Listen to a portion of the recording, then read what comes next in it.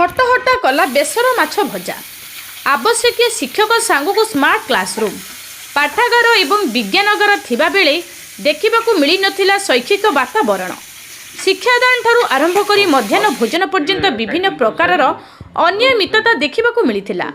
विद्यालय मध्य मध्याह्न भोजन रे पिलांक पई संढा आलू भजा और सारक पई प्रस्तुत हेउथला बेसर माछ भजा। एभली घटना देखिबाकू मिलिछि नयागढ़ जिला दशपल्ला ब्लॉक अधीन घुगुड़ीपड़ा ग्राम पंचायत अधीनस्थ काचपल्ली ग्राम रे थिबा लक्ष्मी नारायण उच्च विद्यालय मध्यरे। ए घटना विषय रे सूचना पाइबा पई प्रतिक्रिया नेबा समय रे आम गणमाध्यम प्रतिनिधि को देखि दौड़िबाकू लागिले प्रधान शिक्षक ऋषिकेश बारी।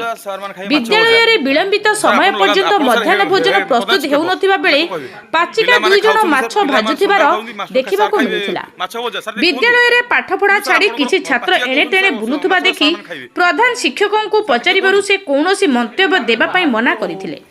एथिने आम मध्याह्न भोजन दायित्व रे थिबा अतिरिक्त शिक्षा अधिकारी गोपबंधु देहुरी प्रतिक्रिया नेबा परे जना पड़िला जे गत बुधवार 3 तारिख रु आज जाए काचपल्ली प्रधान शिक्षक दैनिक तथ्य प्रदान करि नथिबा स्वीकार करिथिले। तेबे शिक्षा विभाग पक्षरु केबे दृष्टि पड़ुची से विद्यालय उपरे एवं एही विद्यालय शैक्षिक वातावरण केबे सुधार आसुची ताहा देखिबाकू बाकी रहिला। Nayagarh Deepu Raut report NTV।